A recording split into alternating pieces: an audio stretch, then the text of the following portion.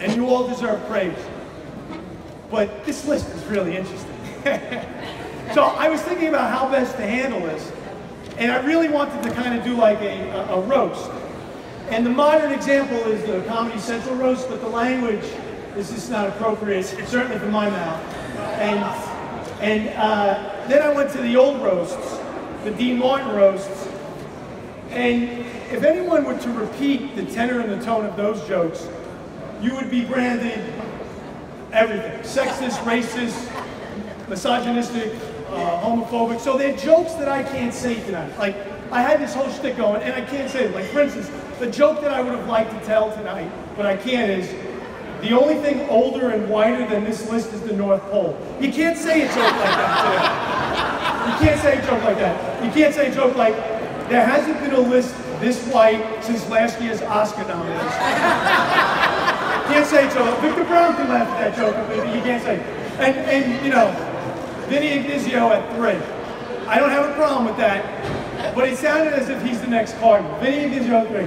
How ironic, after all these years later, Vinny is not blind and he's high up in the Catholic Church. Think about that for a second.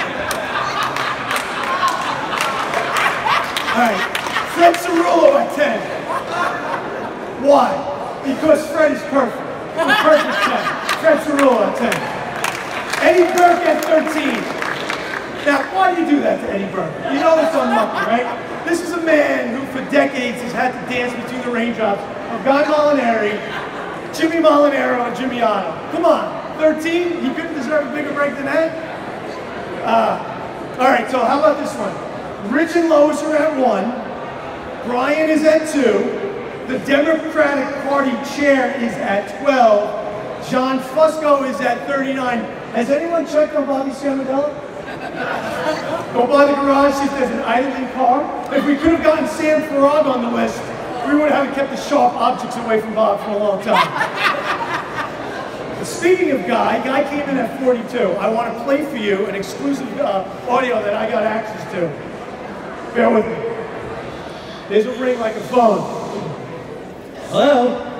Yeah, Guy Molinari, please. Who's this? Tom Allen from City and State? I don't know any Tom Allen. What do you want? Well, Mr. Molinari, we have this 50 list and you're on it. You're number 42. 42? Who's ahead of you? Well, you know, there's people like Jimmy Molinaro at 7. There's Tom Coca-Cola at 33. Coca-Cola? I gave that son of a bitch his first job.